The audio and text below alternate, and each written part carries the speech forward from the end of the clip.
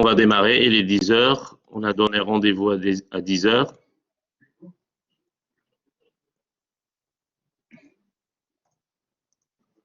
Oui, alors je précise Donc juste aux d'abord, participants qu'en fait on a coupé les micros pour éviter d'avoir trop d'interférences. Donc l'idée c'est de passer par le chat pour pouvoir poser vos questions. Et s'il y a vraiment des questions individuelles après la session collective, si ça vous va. Je te laisse la parole, Lias, désolé. attends, j'écris juste.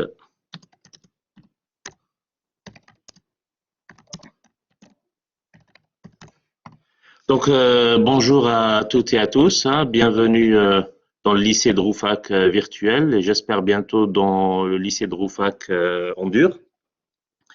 Donc on va passer un moment où on va vous expliquer un petit peu en quoi consiste une troisième prépa pro dans l'enseignement agricole et un petit peu comment se déroule cette formation-là dans le lycée agricole de Rouffach. D'abord, le public pour lequel la troisième prépa pro de l'enseignement agricole est destinée, c'est des élèves qui sont issus d'une classe de quatrième, que ce soit classe quatrième classique ou en prépa pro, et qui ont un projet d'avenir ou un projet de formation dans les différents métiers de l'agriculture. Quand je dis les différents métiers de l'agriculture, ce n'est pas restrictif, ce n'est pas seulement les grandes cultures ou la vigne, mais c'est de l'agriculture de manière générale. Donc, quels sont les métiers qu'on peut trouver dans l'enseignement agricole ou dans le métier d'agriculture? On va trouver d'abord les grandes cultures, le maraîchage, l'horticulture, la viticulture, que tout le monde connaît, mais il y a aussi l'aménagement paysager, la vente en animalerie, la gestion des milieux naturels, des travaux de foresterie ou garde forestier, le soin aux animaux, et ainsi de suite. Donc c'est assez large, il y a même le service à la personne en milieu rural. Donc c'est un spectre assez large de métiers qu'on prépare avec les élèves. Donc le début de la préparation, c'est la troisième agricole, et elle prépare les élèves à intégrer une classe de seconde pro, agricole ou autre. Je vais vous expliquer par la suite ce que signifie le ou autre, ou éventuellement un CAP dans les métiers d'agriculture. Maintenant, pourquoi j'ai dit se destine à une classe de seconde pro agricole ou autre? Parce que c'est une classe, ça reste une classe de détermination. Donc, ce n'est pas un entonnoir qui va vous emmener automatiquement à l'enseignement agricole. Un élève peut ne pas adhérer ou changer de projet en cours de formation. Et cette classe permet aussi de s'orienter par la suite vers d'autres secondes pro ou d'autres CAP à l'éducation nationale ou autre. Donc, ce n'est pas un entonnoir qui mène automatiquement à l'enseignement agricole, ça reste une classe de détermination. Donc, on va essayer de donner un maximum d'enseignements généraux pour que les élèves puissent intégrer d'autres formations que l'enseignement agricole. Par contre, le cœur de notre formation, ça reste les métiers de l'agriculture en général. Je prends juste un moment pour lire les quelques commentaires.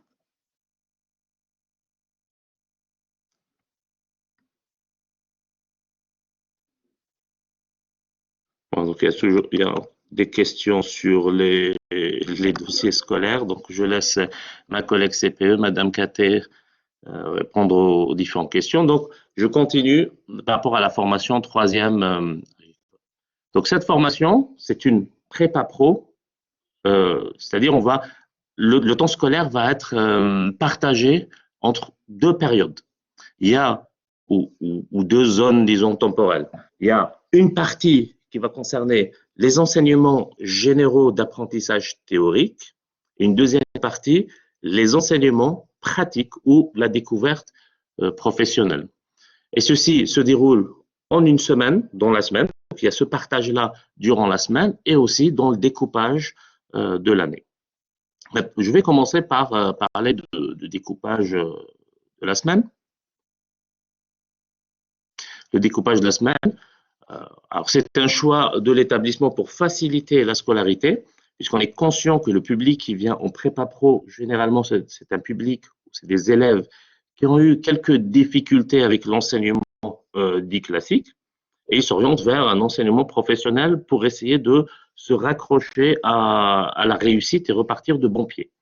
Donc, c'est une chose qu'on fait très bien ici au lycée de Rouffach. Donc, on a un certain nombre d'élèves qu'on arrive à raccrocher au système scolaire grâce à une organisation un peu spécifique. Déjà, par rapport à l'emploi du temps, on a décidé de mettre tous les enseignements, disons, entre guillemets, théoriques, d'apprentissage théorique, le matin. Donc, les matinées sont réservées aux matières théoriques, c'est-à-dire les mathématiques, le français, physique, chimie, biologie, les langues, l'histoire-géographie, l'enseignement socio-culturel et autres. Pour les après-midi, on a réservé cette plage aux enseignements dits pratiques. C'est-à-dire, on va avoir l'éducation physique et sportive.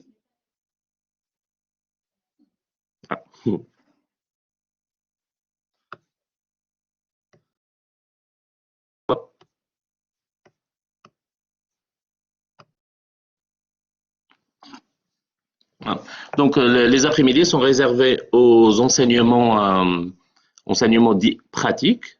Donc, on a dit, il y a l'enseignement d'éducation physique et sportive, mais il y a surtout les enseignements interdisciplinaires et pratiques, donc les fameux EPI, qui englobent aussi la découverte professionnelle. C'est-à-dire, le matin, quand l'élève est suffisamment concentré pour faire des apprentissages pratiques, on a réservé cette plage aux enseignements théoriques. L'après-midi, il y a les enseignements pratiques où l'élève peut faire, disons entre guillemets, une dépense physique et pratique et fait appel à d'autres compétences que ceux qu'il a mobilisées la matinée. Nous sommes en train de faire cette expérience depuis déjà un moment et on constate très rapidement que l'attitude des élèves change puisque les élèves ne mobilisent pas les mêmes compétences la matinée et l'après-midi et du coup ils peuvent rester suffisamment concentrés la matinée et suffisamment concentrés l'après-midi. Et ce qui permet aux élèves d'avoir une meilleure concentration, donc il faut moins de bêtises et ils travaillent un peu mieux que ce qu'ils faisaient avant. Donc, voilà. Maintenant, le découpage du planning à la fin de l'année, donc on a les cours en scolaire dans notre lycée et on a les cours qui sont à l'extérieur, entre guillemets, c'est les stages. Donc les élèves sont appelés à découvrir un certain nombre de métiers liés à l'agriculture, pas d'ailleurs liés à l'orientation qu'ils désirent, il y a des stages. Pour les troisièmes, on prévoit 3 semaines de stage, donc réparties sur les 3 trimestres. Donc chaque élève cherche un stage et fait un stage qui est lié au domaine de l'agriculture ou autre domaine qui l'intéresse. Donc voilà, donc on voit bien que cette formation, ça reste une prépa pro. Donc il y a la formation générale de troisième et la formation pratique pour découvrir les métiers de l'agriculture.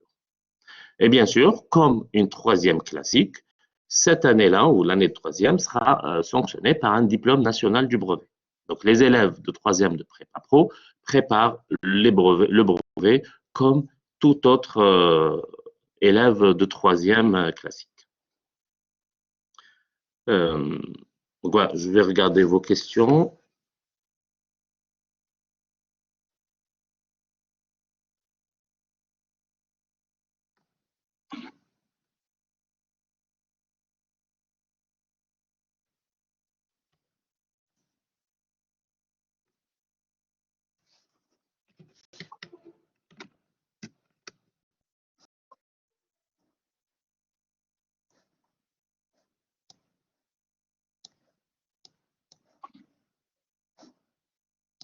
Alors, je vois la question, combien d'élèves par classe? Un autre avantage de la troisième prépa pro de l'enseignement agricole, au lycée de Rouffach et d'avoir une classe à effectif réduit. Donc une classe à effectif réduit, c'est-à-dire on tourne autour de entre 20 et 23 élèves chaque année. Donc vous voyez, ça reste quand même un effectif assez réduit, ce qui permet à l'équipe des enseignants de faire un suivi un peu plus proche des élèves que dans une classe à 30 élèves. Donc ça nous permet d'avoir une marge de manœuvre pour raccrocher les élèves qui sont décrocheurs. Donc, même si j'étends à tout le lycée n'est pas un très grand lycée, donc on tourne autour de 400 élèves. Je parle sous la surveillance de Monsieur Fontaine, donc qui peut confirmer ou pas ce chiffre. Donc voilà, on tourne autour de 400 élèves. Donc il faut savoir qu'on connaît bien les élèves. Voilà, Monsieur Fontaine me propose 397 élèves, donc je n'étais pas très loin. Donc on reste une petite structure à taille humaine, donc on n'est pas une usine où les élèves sont anonymes. Pratiquement tous les enseignants connaissent pratiquement tous les élèves, ce qui nous permet d'avoir un enseignement et une prise en charge très bienveillante envers les élèves. Donc, rarement on trouve un élève décrocheur qui passe sous les radars, qu'on a une attention assez particulière. La particularité des élèves de troisième qui arrivent chez nous, c'est qu'ils sont des collégiens dans un lycée. Donc, vous imaginez bien que l'équipe de la vie scolaire et l'équipe enseignante ont un regard particulier sur ces élèves, un regard très bienveillant, très protecteur pour éviter qu'ils se sentent un peu isolés dans ce lycée. Donc, généralement, l'intégration de troisième dans un lycée se passe très, très bien, y compris à l'internat, et on reste de toute façon vigilant sur ces élèves. Maintenant, à destination des parents, parce qu'on pose souvent la question aux portes ouvertes, ma fille ou mon fils qui a 14 ans, il va être dans un lycée, je ne sais pas comment il va se comporter et tout. Il faut savoir que le règlement intérieur du lycée, il est adapté, donc on a une clause qui est adaptée aux élèves de troisième. Donc, disons que les élèves de troisième sont un peu plus surveillés que des élèves de terminale ou des élèves de BTS. Un des privilèges des élèves de troisième, c'est qu'ils ont une salle fixe. Donc, on a une salle, les troisièmes sont toujours dans cette salle-là, elle est juste en face des bureaux de la vie scolaire, juste en face de toutes les commodités du lycée, ce qui nous permet de ne pas laisser les élèves de troisième circuler dans les couloirs. Hein. Donc, ils sont dans cette salle-là, ce qui leur sert aussi de salle d'études et qui sont constamment pris en charge par la vie scolaire ou par les enseignants. Donc, Madame Catey nous rappelle que les élèves de troisième n'ont pas les mêmes autorisations que les lycéens, donc ils n'ont pas les mêmes droits de sortie que les lycéens. C'est-à-dire, pendant qu'ils sont ici au lycée, ils n'ont pas le droit d'aller se balader, par exemple, dans la ville de Rouffach, hein, mais ils ont obligation de rester sur site. Hein.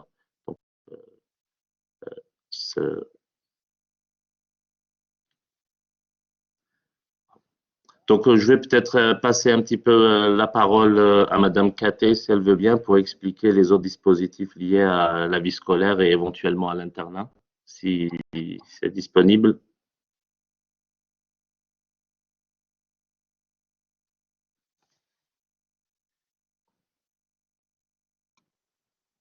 Alors, je lis la question pour les élèves du phare. Alors, ça fait longtemps qu'on n'a pas eu l'équipe du phare au lycée parce qu'on n'a pas eu d'élèves qui nécessitaient. Mais ça fait, il y a quelques années, on a eu le suivi du phare. Donc, ils viennent au lycée. S'ils ont besoin d'une salle particulière pour travailler avec leur équipe, il n'y a pas de souci. Normalement, tout est mis en place pour que les élèves puissent continuer à avoir leur suivi. Alors, ce que je voulais dire aussi, donc, c'est qu'on a une infirmière qui est présente tous les jours. Donc, c'est elle qui suit les dossiers des élèves qui ont un suivi par le phare ou par un AESH ou qui ont un PPS ou un PAP. Donc, quand nous organiserons les journées d'inscription, elle sera présente et vous pourrez poser toutes ces questions concernant les dossiers de suivi de votre enfant et elle sera disponible pour y répondre et pour lancer les démarches également avec vous. Voilà. Sinon, en ce qui concerne la vie au lycée pour les troisièmes, donc comme l'a dit Monsieur Benferrat, eh bien, ils ont une salle à eux qui est à côté de la vie scolaire pour qu'on les garde bien à l'œil. Donc, ils n'ont pas le droit de sortir. Donc, quand ils n'auront pas cours, le surveillant les prend en charge. Donc, il les met en études. Tous les matins, notamment s'il y a un professeur absent, c'est études surveillées pour faire leurs devoirs. Donc, si c'est un cours en fin de journée, on est un petit peu plus souple. Ils ont le droit d'aller au foyer avec le surveillant. Ils ont le droit de se détendre un peu. Voilà. Le soir, ils ont également, pour ceux qui seront internes, une heure d'études obligatoire à faire leurs devoirs. Donc là, c'est pareil, ils sont surveillés par l'assistant d'éducation qui peut les aider à faire leurs devoirs s'ils le demandent. Voilà, s'ils sont pas en demande, il n'ira pas leur dire comment faire leur travail. Donc, faut pas hésiter de profiter de la présence de ces étudiants, souvent, donc qui sont là capables de les aider. Voilà, il y a une autre condition qu'on a dans le lycée pour les élèves de troisième, c'est qu'ils n'ont pas le droit non plus de se rendre à la zone fumeur. Voilà, les élèves de troisième sont sous statut de collégien, donc ils ont pas le droit ils ont le droit de rester dans la cour au niveau du lycée, mais même pas aller vers la zone fumeur. Ça, on ne l'autorise pas. Alors, si vous avez des questions, n'hésitez pas à me les poser parce que comme ça, je pourrais y répondre. Là, comme ça, je vois pas trop de quoi vous parler d'autres. Ce qu'on a aussi, c'est un CDI. Les élèves de troisième, quand ils n'ont pas cours, peuvent aussi se rendre au CDI sur inscription. Ils peuvent aller travailler au CDI, lire des livres, lire des BD. Il y a beaucoup de ressources documentaires. Voilà, n'hésitez pas à poser vos questions dans le chat.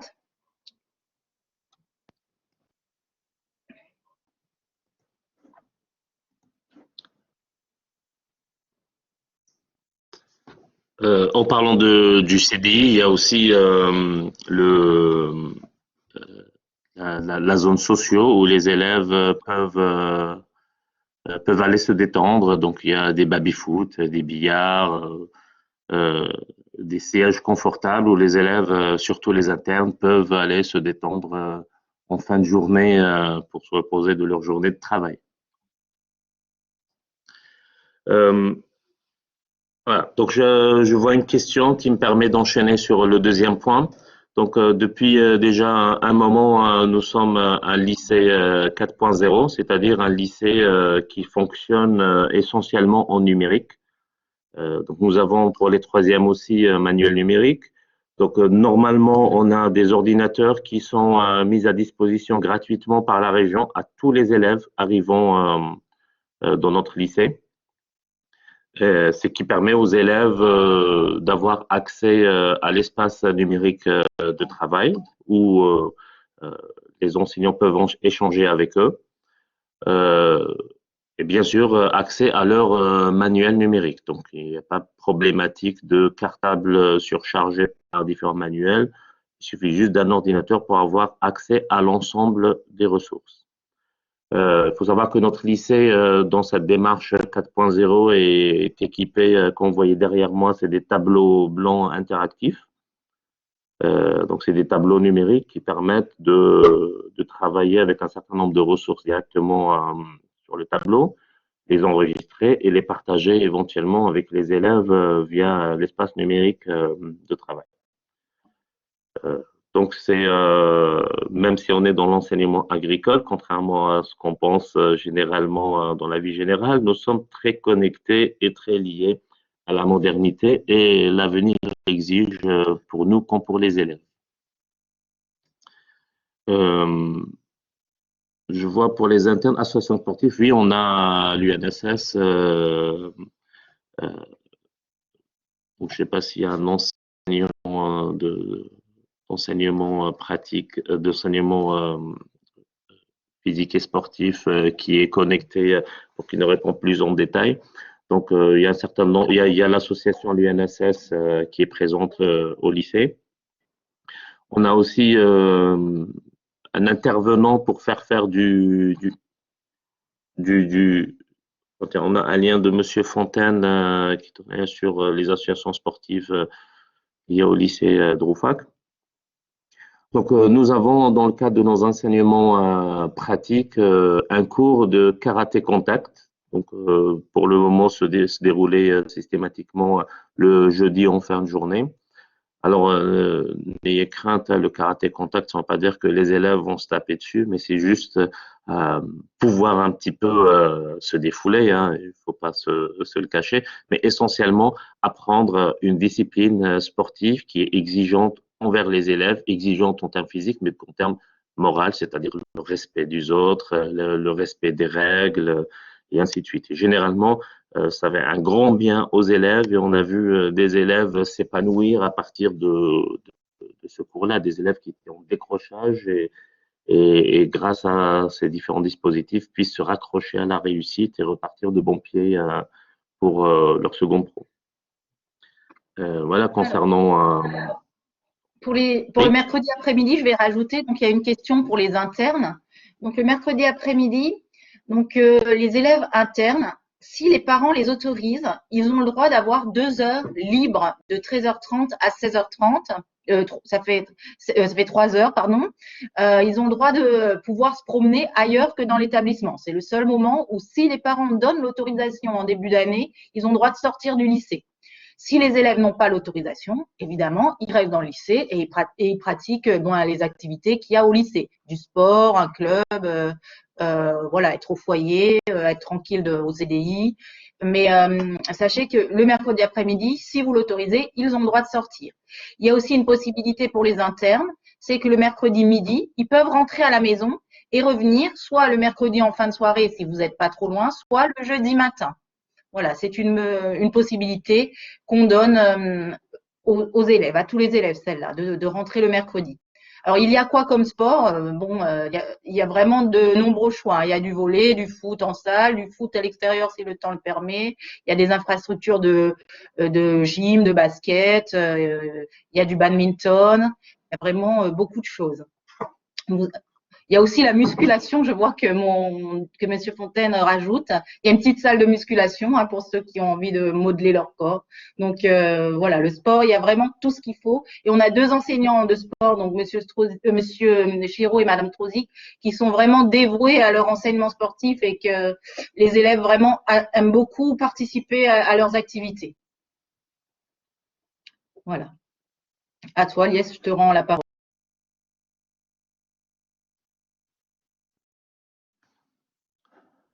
euh, je crois que j'ai un problème de connexion. Revenu, c'est bon. Tu es là. Ah, je suis revenu. Ok.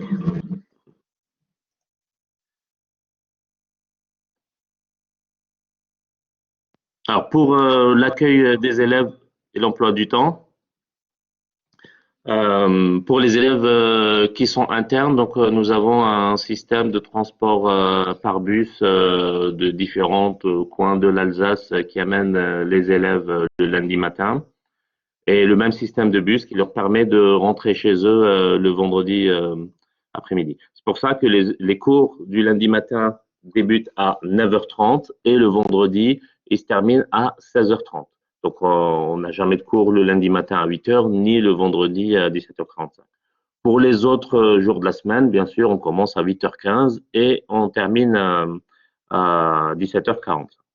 Alors pour les élèves qui ne sont pas internes, il faut savoir que la ville de Rouffach est bien desservie par les transports en commun, notamment par le train. Donc on a une gare qui est à peu près à 10 minutes à pied et où il y a des trains qui arrivent de la région de Colmar ou de Mulhouse ou par les correspondances des autres coins de l'Alsace ou autres, du Bas-Rhin comme du Haut-Rhin.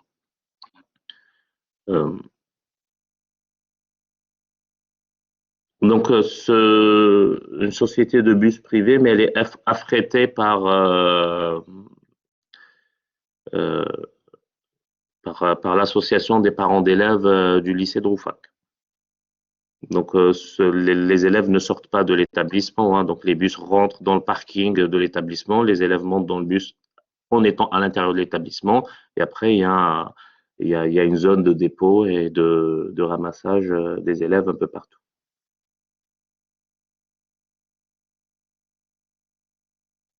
Alors pour la Franche-Comté, voilà, donc il faut aller jusqu'à Mulhouse et après faire un changement pour prendre le train qui va jusqu'à Rouffach. Donc, le transport par train se passe très, très bien, hein. Moi, personnellement, je prends le train le matin et le soir et un certain nombre d'élèves. Donc, même la petite marche entre le lycée et la gare ne se fait pas en solo par l'élève. Généralement, les élèves sortent en même temps et il y a une caravane d'élèves qui passe du lycée jusqu'à la gare. Donc, il n'y a pas de souci. L'élève ne sera pas isolé dans son cheminement entre le lycée et la gare.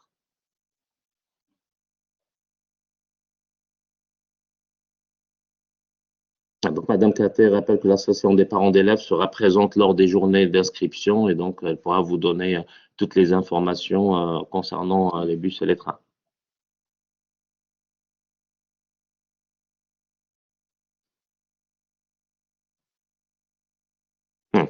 Je pourrais un petit peu parler ou je vais parler un petit peu de l'équipe pédagogique, hein. Donc, même si nous sommes enseignants de lycée, il faut savoir que l'équipe pédagogique de l'équipe de troisième est stable, et stable depuis un certain nombre d'années.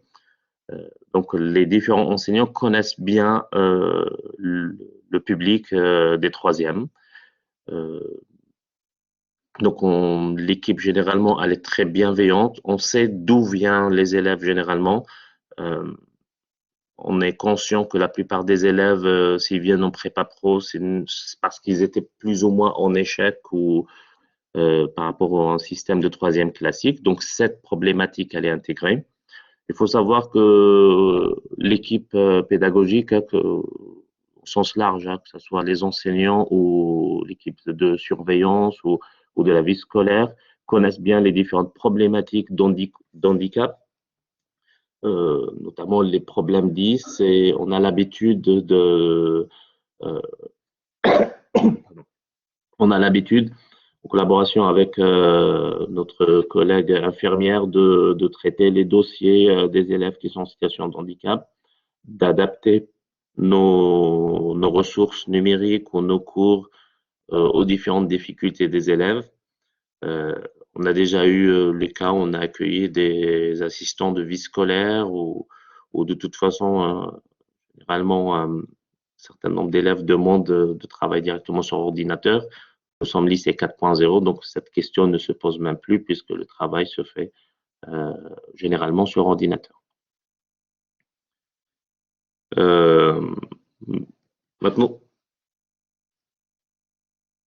Maintenant, pour tout ce qui est enseignement pratique et découverte professionnelle, tout au long de l'année, donc on va avoir un programme annuel, les élèves vont parcourir les différents métiers de l'agriculture. Et donc, ils ont à faire un certain nombre de travaux pratiques.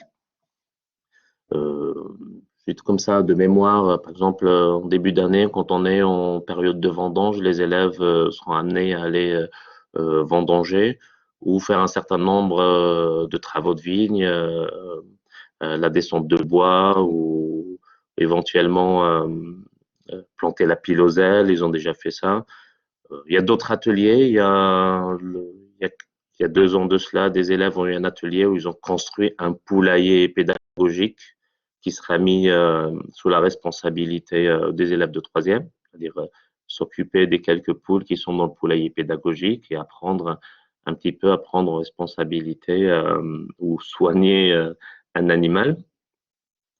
Euh, donc, globalement, on a la viticulture, les métiers de l'agriculture, d'élevage. L'année dernière, ils sont allés s'occuper des poules de notre domaine agricole. Après, ils peuvent aller faire des travaux de maraîchage ou d'horticulture, euh, des petits travaux d'aménagement paysager. Donc, ceci me permet de vous parler des structures présentes ici dans le lycée. Donc, le lycée de Roufac, qui est lié au lycée de Winsenheim, dispose d'un certain nombre. Comment dire ça? Donc, on a un domaine viticole de 14 hectares. Donc, il y a un certain nombre de grands crus de Roufac, de parcelles classées grands crus ou de parcelles classées tout simplement. Donc, nous avons une cave où on fait de la vinification, où les élèves peuvent aussi… voilà, merci Audrey, cherchez le mot, c'est exploitation pédagogique. Donc, il y a les exploitations pédagogiques, donc il y a le domaine de l'école, hein, donc c'est un domaine viticole lié à une cave de vinification. L'année dernière, les élèves ont pressé du raisin, donc ils ne l'ont pas fait vinifier, mais ils ont fabriqué du jus de raisin qu'ils l'ont emmené chez eux. Donc, nous avons une exploitation agricole où on travaille essentiellement sur les grandes cultures et, l'élevage. Donc, on a l'élevage de chapon. Et on a à Winsenheim, hein, qui est un lycée associé au lycée de Rouffach dans un même établissement. Nous avons,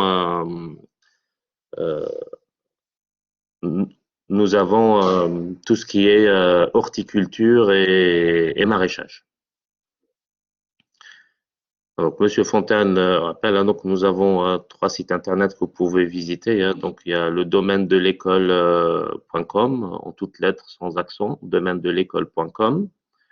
Nous avons l'exploitation agricole et la Judenmat, donc facebook.com/Judenmat avec J, donc Judenmat, ça s'écrit avec J et 2 T, et qui est aussi en agriculture biologique. Et la ferme de Flixbourg, donc facebook.com/jardin Flixbourg, donc jardin avec S et Flixbourg, Flixbourg.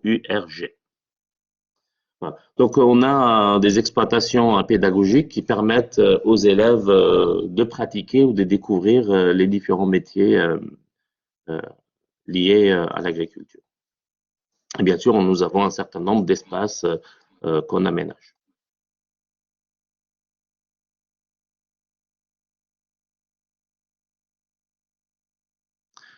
Donc oui, les différentes exploitations pédagogiques font de la vente. Donc si vous visitez leur site internet, vous allez découvrir les différents produits. Le domaine de l'école qui fait de la vente de vin. La ferme de Judenmat qui fait de la vente de produits liés à l'élevage de poulet, hein. Donc on peut acheter du poulet ou des terrines ou autres préparations. Et le jardin de Flixbourg, hein, qui fait de la vente de fleurs, de plants ou de légumes et fruits.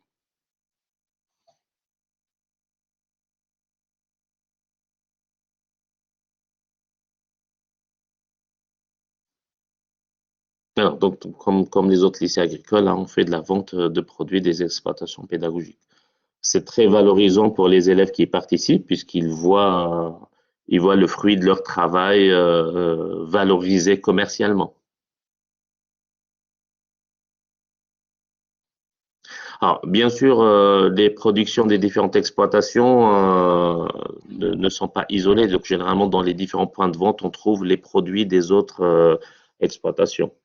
Donc, notamment hein, au jardin de Flixbourg, on peut trouver les produits de l'exploitation agricole de la Judenmat ou du domaine viticole de l'École.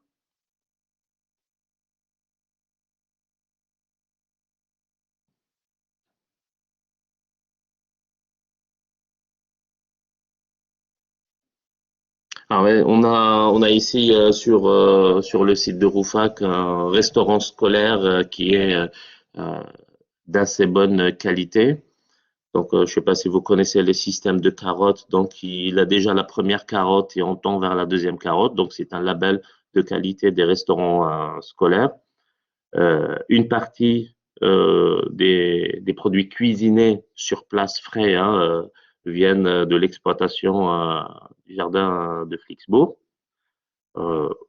Les menus sont très variés et équilibrés comme dans tous les lycées, mais surtout, il y a un accent qui est mis sur la production locale et la production biologique. Donc, il y a un certain nombre de menus durant la semaine qui sont à 100% biologiques et beaucoup de produits viennent des producteurs locaux. Donc, on essaie de contribuer au bien-être collectif, que ce soit au bien-être au niveau bien-être local en faisant du bien aux exploitants locaux et bien sûr, on veille sur la qualité des produits qui sont donnés aux élèves.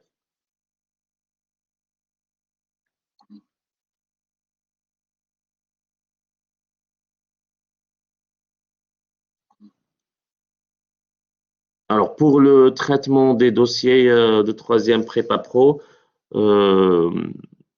généralement, qu'ils soient dans le lycée agricole ou les autres collèges ou lycées qui ont des prépa pro, la réponse sera donnée au même moment puisqu'il y a une commission qui regroupe tous les lycées et les collèges euh, qui traitent des prépa pro ensemble. Et donc, à l'issue de cette commission, les différentes affectations seront faites. Donc, avant cette commission, rien ne sera officiel, même si on connaît le nombre de places qui sont disponibles, on connaît les dossiers des élèves, mais avant cette commission, rien n'est officiel. Donc, le jour où cette commission se déroule, tout deviendra officiel. Et donc, vous aurez votre réponse. Tous les élèves qui demandent prépa pro, troisième prépa pro, auront la réponse quasiment au même moment.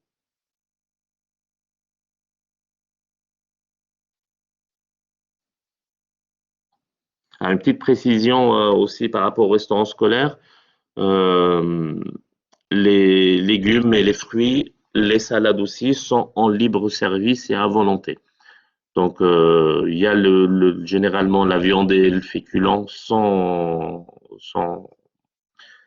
servis sur le plateau. Et après, l'élève peut choisir les différents légumes et salades qui accompagnent son repas. Ceci nous permet d'éviter le gaspillage, hein, puisque ça ne sert à rien de servir des légumes à un élève qui ne veut pas les manger. De toute façon, il ne va pas les manger. Et ça permet aux élèves de manger à leur faim, variés et des produits sains. Ah oui, à partir de cette année, les desserts sont aussi euh, en self-service et qui sont à volonté.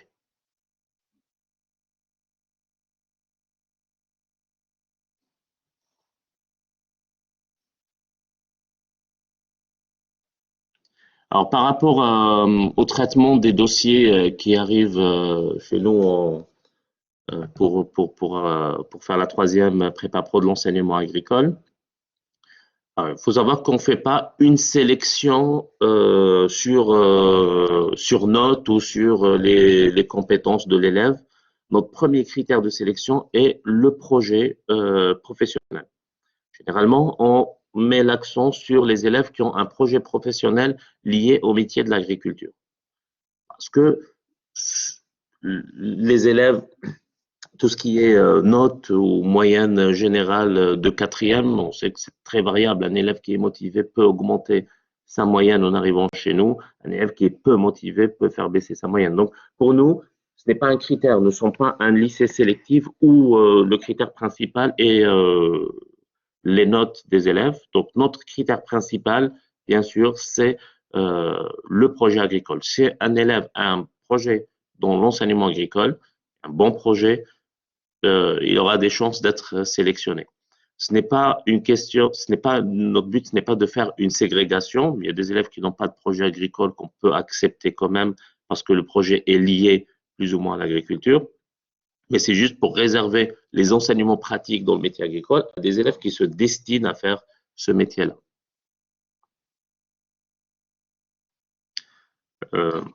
Un autre critère qu'on scrute un petit peu, c'est au niveau comportement. Nous sommes une petite structure assez bienveillante et donc on est très vigilant sur certains élèves qui peuvent poser problème. Donc,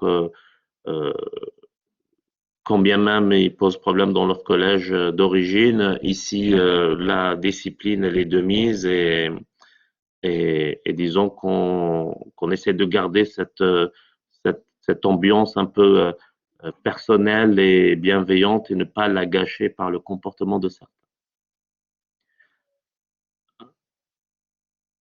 Alors, Madame Baumann me fait remarquer que le lycée plaît tellement que certains élèves sont restés chez nous depuis leur troisième jusqu'à leur BTS.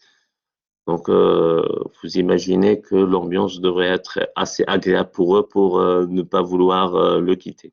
et ils le quittent généralement avec regret. Et même quand on les voit des années plus tard, ils disent qu'ils ont passé des bons moments dans ce lycée.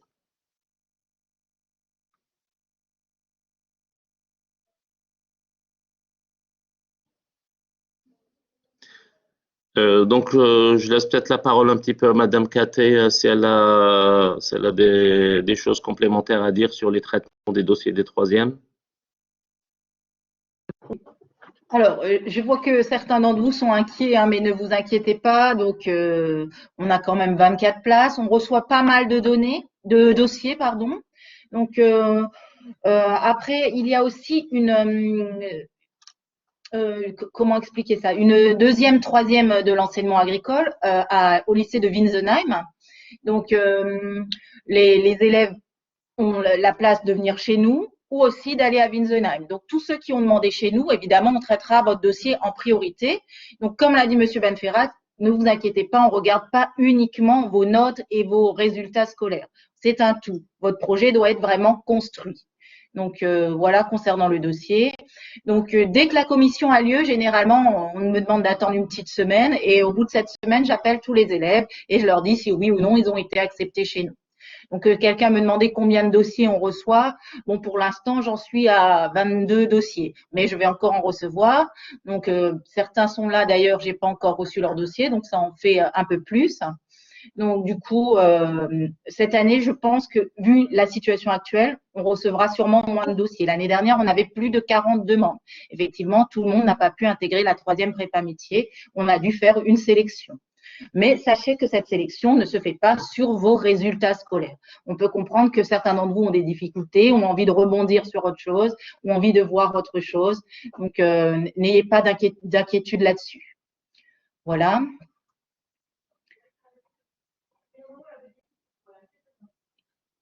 Ah oui, alors c'est marqué, le dossier, c'est pas vraiment facile à concrétiser sur le papier.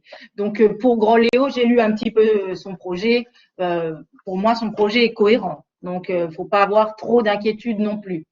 Donc, quand on dit qu'on a envie de travailler dans le milieu agricole, qu'on va régulièrement dans des fermes, qu'on a déjà fait des stages, ou pareil en viticulture ou dans les autres domaines, hein. Donc, c'est un projet qui est déjà un petit peu réfléchi et construit. Donc là-dessus, n'ayez pas de crainte à avoir.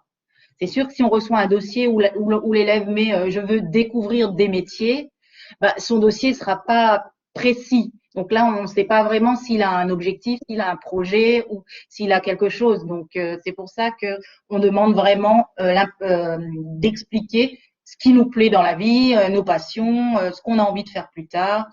C'est ce qu'on demande dans l'idée de projet professionnel. Voilà.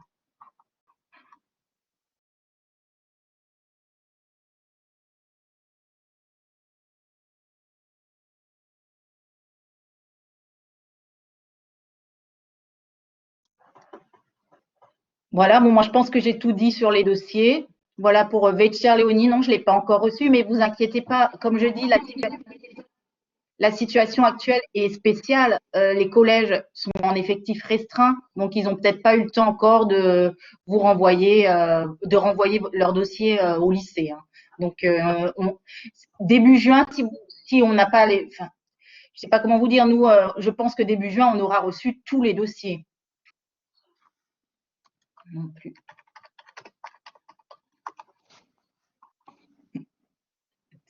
Si vous voulez, d'ici la fin mai, avant la commission, n'hésitez pas à me passer un petit coup de fil, ça ne me dérange pas, pour me demander si on a bien reçu le dossier de votre enfant, hein. Donc, je vous donnerai mes coordonnées pour que vous puissiez me contacter si vous êtes vraiment trop inquiet. Ou me laisser vos coordonnées, effectivement, que je vous rappelle, ou une adresse email. Voilà, moi je vais vous donner mon adresse email, je vais la noter.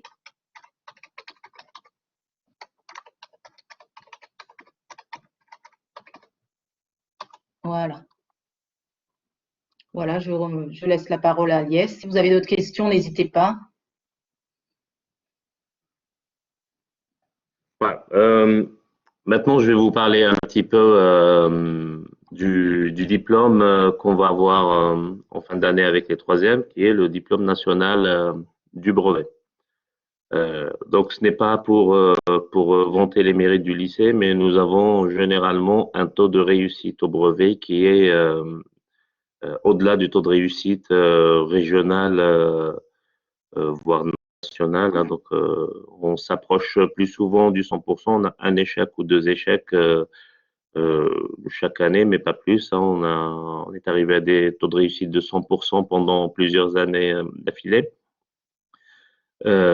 L'échec, généralement, n'est pas lié à-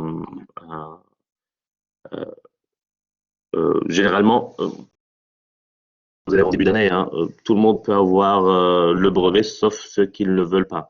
À partir d'un certain moment, hein, on peut avoir de la bienveillance, mais si l'élève ne veut pas, ça ne passera pas. Ouais, donc euh, c'est juste pour dire que l'équipe pédagogique et l'équipe de la vie scolaire et l'équipe administrative sont bien engagées et bien engagées derrière cette classe de troisième. Donc on lésine pas sur les moyens pour permettre à des élèves de réussir. Surtout, on est conscient que la plupart des élèves ont eu une scolarité plutôt chaotique, donc ça nous pousse à redoubler d'efforts et faire en sorte que ces élèves réussissent. Et bien sûr, tout ça dépend de la motivation des élèves. La plupart du temps, sur les 23 élèves ou les 24 élèves qu'on a, en plus grande majorité, seront très motivés pour des raisons diverses, hein. Première raison, c'est pour une fois, ils sortent d'un système généraliste pour s'intéresser à un métier qui les intéresse et qui les a toujours intéressés. Et deuxième point avantageux, c'est la structure de l'emploi du temps qui leur permet de garder leur concentration à la fois le matin sur les matières générales et matières d'apprentissage théorique et l'après-midi sur les matières d'apprentissage pratique. Donc, on n'immobilise pas les mêmes ressorts de leur cerveau et puis ils peuvent garder cette concentration tout au long de la journée. Et troisième point positif qui est l'effectif de la classe. Donc, quand on a une classe qui tourne autour de 20 à 24 élèves, on a plus de facilité à travailler, plus de facilité à se concentrer, moins de perturbations extérieures. Et bien sûr, ça permet à l'enseignant de rester vigilant sur l'ensemble des élèves, y compris pour les élèves décrocheurs qui essayent de se cacher. Disons, sur une classe de 20 à 24 élèves, il n'y a pas beaucoup de coins où se cacher. Euh, cette classe bénéficie des doublements dans beaucoup de matières. Donc, ils sont généralement en demi-groupe pour les langues vivantes, ce qui lui permet de s'exprimer un peu plus fréquemment que dans une classe chargée. Donc, on a un demi-groupe qui fait anglais, un demi-groupe qui fait allemand. Elle est dédoublée pour les enseignements pratiques. Donc, ils ne seront pas 20 à aller pratiquer ensemble, hein, généralement, quand on a 24 élèves. Donc, on a deux groupes de 12, ce qui permet à l'enseignant encadrant de bien les encadrer en toute sécurité, parce que parfois, ils manipulent des outils. Donc, les soucis de sécurité sont importants. Ils sont aussi dédoublés pour une partie des heures de physique, chimie, de biologie, ce qui permet aux enseignants de physique, chimie et de biologie de faire de la pratique, à faire des travaux pratiques au laboratoire. Euh, et donc, c'est contrairement à beaucoup d'autres élèves du même niveau de troisième, ils ont la chance d'avoir un laboratoire de lycée qui est plutôt bien équipé, qui nous permet de leur faire faire des travaux pratiques assez intéressants pour eux, ce qui permet d'aborder le cours d'une manière un peu plus positive.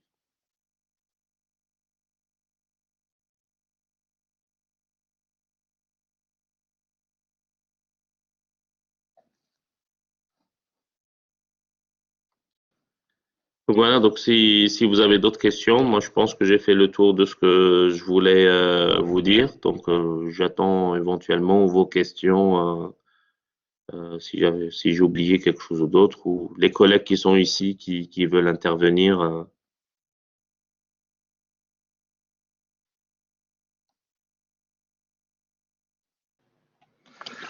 Oui, bonjour Lies. Je me présente donc Audrey Baumann. J'interviens en allemand et donc je souhaitais dire effectivement que spécialement en langue, la bienveillance est effectivement de rigueur et c'est vrai que ce sont des petits groupes relativement sympathiques qu'on a plaisir à rencontrer. Voilà, donc si vous avez des questions dans ce sens, pour le choix de la langue vivante, moi je conseille toujours de choisir la langue qui nous plaît le mieux. Après, les lacunes qui ont pu être accumulées au collège, c'est pas forcément si vous voulez, quelque chose de compliqué pour nous, puisque on reprend les bases dans le premier trimestre et puis on accompagne effectivement nos jeunes dans une pratique de la langue avec des mises en situation assez ludiques et souvent des projets, les épis. Alors, je ne sais pas si Monsieur Benferrat en a parlé tout à l'heure, mais ça peut être des projets techniques, ça peut être des projets linguistiques, ça dépend voilà, de la teneur des projets. Et je te repasse la parole, Lies. Merci. Merci, merci Audrey de me donner une petite. Donc, il y a une spécificité à l'enseignement agricole, c'est une matière qu'on appelle ESC, l'enseignement socio-culturel. Et donc, ce qui m'a mis la puce à l'oreille, c'est les projets en langue. Dans l'enseignement socio-culturel, généralement, les élèves mènent un projet généralement artistique au sens large. On va avoir une production, donc que ce soit une production en art plastique ou une vidéo ou autre. Et généralement, on associe à ces projets-là, il y a Madame Ducastel qui s'occupe de l'enseignement socio-culturel, associer les élèves généralement à un artiste ou quelqu'un, un professionnel des métiers euh, de la culture, qui va venir intervenir avec les élèves pour leur apprendre un certain nombre de choses, par exemple apprendre à communiquer, apprendre à s'exprimer d'une manière générale. Voilà, donc les projets, donc on a les projets langues, on a les projets socio-culturels. Nous avons aussi une semaine santé où les élèves vont se focaliser pendant une semaine sur leur propre santé. Donc, on va travailler sur les différentes problématiques liées à la santé, l'alimentation, les addictions. C'est des ados en devenir, donc on va parler un petit peu de ce qui va changer pour eux physiquement ou relationnellement avec les autres, et ainsi de suite. Donc, Madame Bormann donne un exemple de projet, réalisation d'une BD ou d'un roman photo. Donc, ces dernières années en allemand et en anglais et enregistrement d'un CD en ESC. Donc, vous voyez la pluridisciplinarité des projets. Eliès, tu peux répondre à la question de Groll Léo, c'est déjà la deuxième fois. Demande si on les accompagne pour rechercher les stages. Alors pour les stages, chercher un stage fait partie des compétences que l'élève doit acquérir. Généralement, c'est de la responsabilité de l'élève de trouver un stage. J'explique généralement aux parents pour la réunion de début d'année qu'ils peuvent assister leur enfant pour contacter le maître de stage. Mais l'idéal, c'est que l'élève contacte le maître de stage, l'élève cherche son stage et fait les démarches. Bien sûr, nous serons derrière pour les aider dans les différentes démarches. On fournit les dossiers de stage, on les accompagne à compléter. Et si un élève a vraiment du mal à trouver un stage, on peut l'assister, on peut le guider, on peut lui donner des pistes. Et disons que la compétence chercher un stage fait partie du stage.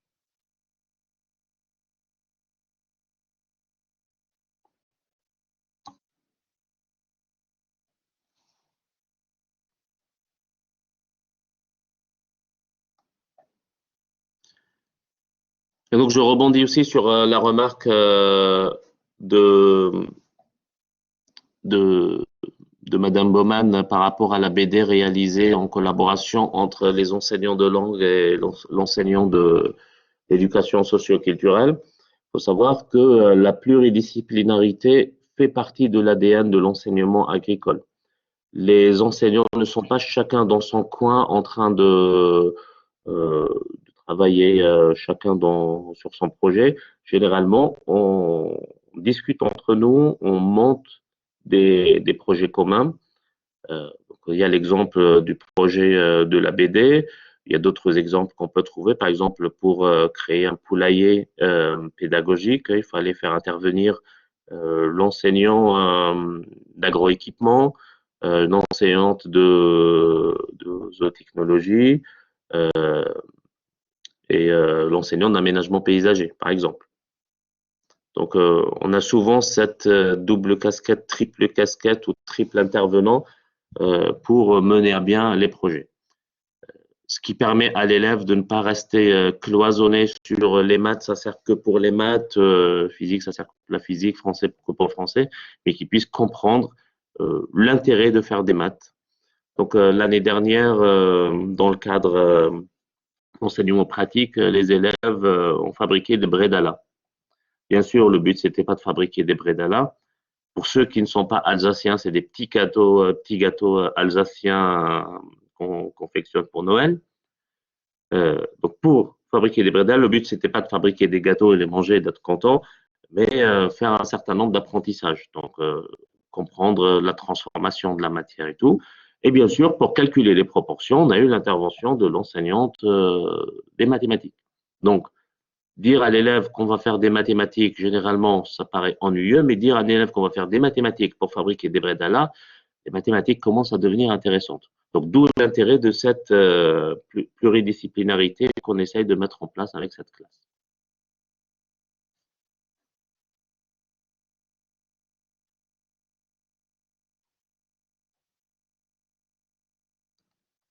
J'essaie de lire les différents commentaires.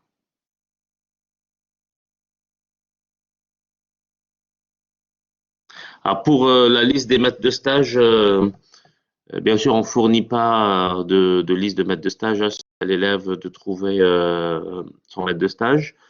Mais on oriente les élèves. Donc, on a un certain recul sur les maîtres de stage qui acceptent de prendre des élèves de troisième ou un certain nombre de domaines. Donc, on peut orienter les élèves vers telle ou telle exploitation ou tel exploitant. Et après, c'est à l'élève de faire la démarche. Mais on ne fournit pas une liste officielle de maîtres de stage qui acceptent les élèves. Donc, ça reste toujours à la discrétion du maître de stage de prendre ou pas l'élève. Donc, on n'a pas de contrat préétabli entre l'établissement et le maître de stage. Mais par contre, en tant qu'enseignant principal des troisièmes, donc j'ai un certain nombre d'adresses d'exploitants que je connais. Et si un élève, dernier recours, n'a pas de lieu de maître de stage, je pourrais éventuellement l'aider. Bien sûr, il y a une liste de maîtres de stage qui est disponible à la Chambre d'agriculture. Maintenant, si certains élèves sont frustrés des 3 stages qu'on fait officiellement au lycée, qui aimeraient bien faire d'autres stages et découvrir d'autres choses au métier d'agriculture, faut savoir que il y a une possibilité pendant le temps hors scolaire, c'est-à-dire pendant les vacances. Mais c'est des conventions de stage qui ne sont pas liées au lycée, mais qui sont liées à la Chambre d'agriculture. Pour les élèves de troisième, je leur expliquerai la démarche en début d'année. Donc, l'élève contacte la Chambre d'agriculture, contacte un maître de stage et fait une convention entre lui et ses parents, la Chambre d'agriculture et le maître de stage pour faire des stages complémentaires. Alors, pour un certain nombre d'élèves qui aimeraient bien devenir soigneurs animaliers, donc on sait que c'est une forte demande qui arrive en troisième, et beaucoup d'élèves aimeraient bien faire un stage aux zoos de Mulhouse. Il faut savoir que les demandes aux zoos de Mulhouse sont très nombreuses et disons, le premier arrivé, premier servi. Donc, si une personne veut faire un stage aux zoos de Mulhouse et qui est sûr d'avoir son inscription, à partir du moment où il est sûr d'avoir son inscription, ou même peut-être même avant, ils peuvent faire une demande aux zoos de Mulhouse dès maintenant, ou dès qu'ils ont leur dossier, dès qu'ils savent qu'ils sont en enseignement agricole, qu'ils fassent la demande le plus tôt possible. Généralement, les élèves, quand ils commencent à appeler vers le mois de novembre, mois de décembre, la réponse est toujours la même, toutes les places sont prises. Donc, essayez de contacter le zoo de Mulhouse si vous voulez faire un stage au zoo de Mulhouse le plus tôt possible. Il faut savoir que ce n'est pas la seule structure où on est en contact avec des animaux pour le soin, donc on peut citer plein d'autres. Hein. Donc, il y a tout ce qui est refuge pour animaux. Il y a par exemple l'écomusée d'Alsace à Ungersheim où ils s'occupent des animaux, ils peuvent pas prendre des stagiaires pour s'occuper des animaux et ainsi de suite. Donc, il y a énormément de possibilités pour faire ce genre de stage.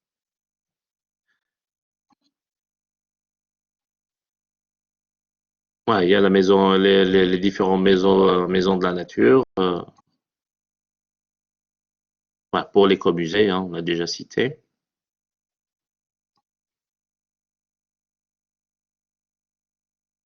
Bien sûr, les conservatoires des sites alsaciens.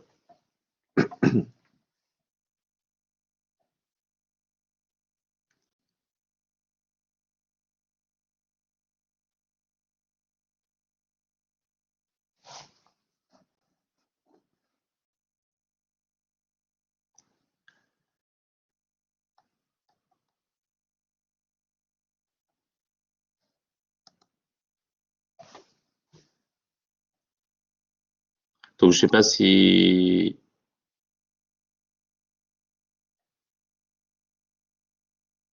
on a fait le tour de la question. Est-ce que vous avez d'autres questions?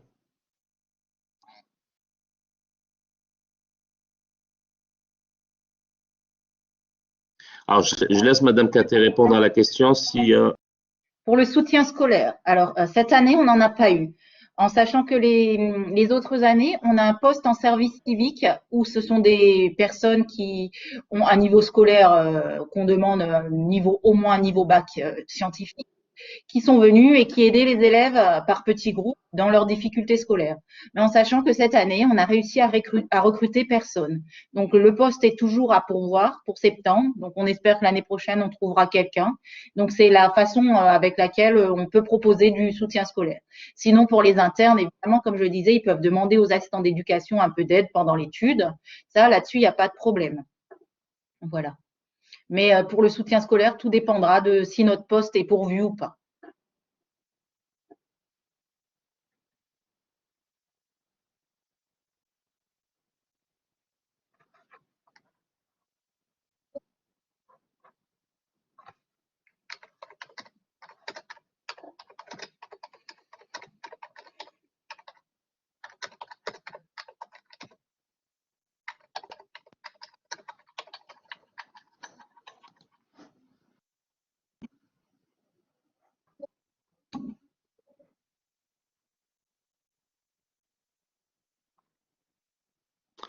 donc voilà, donc je pense qu'on a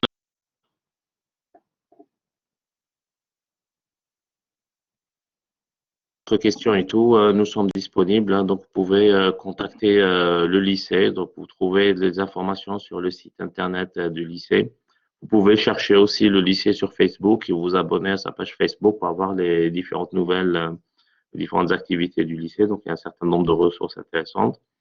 Donc voilà, donc vous pouvez toujours vous connecter à epl68.fr pour avoir les différentes informations complémentaires et trouver le moyen de contacter le lycée. Je pense qu'on peut peut-être préciser que cet après-midi à 14 h, il y a la présentation des bacs pro polyculture élevage et vitiviniculture, qui est une des poursuites d'études possibles pour les jeunes de 3e prépa pro.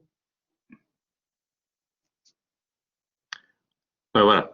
Donc généralement les élèves de 3e viennent ici pour continuer en bac pro. Donc si vous voulez, vous pouvez joindre la visite virtuelle de cet après-midi à 14 h pour découvrir les différentes filières de ce lycée. Donc sur la page Facebook du lycée, vous trouverez beaucoup de vidéos de présentation du lycée. Vous pouvez voir le cadre de vie de ce lycée. Et Vous allez découvrir un petit peu l'environnement qui est assez agréable et assez joli à voir. Là, je suis en train de regarder par ma fenêtre et les élèves généralement se rendent compte de la chance qu'ils ont d'être ici rien qu'en regardant par la fenêtre.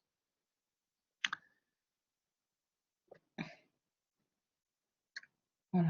Voilà, donc je vous remercie à tous d'être présents, à tous les intervenants, à tous ceux qui ont été curieux. J'espère qu'on a bien répondu à vos questions. N'hésitez pas à en reposer d'autres. On va vous répondre soit par écrit ou par d'autres voies que la visite virtuelle.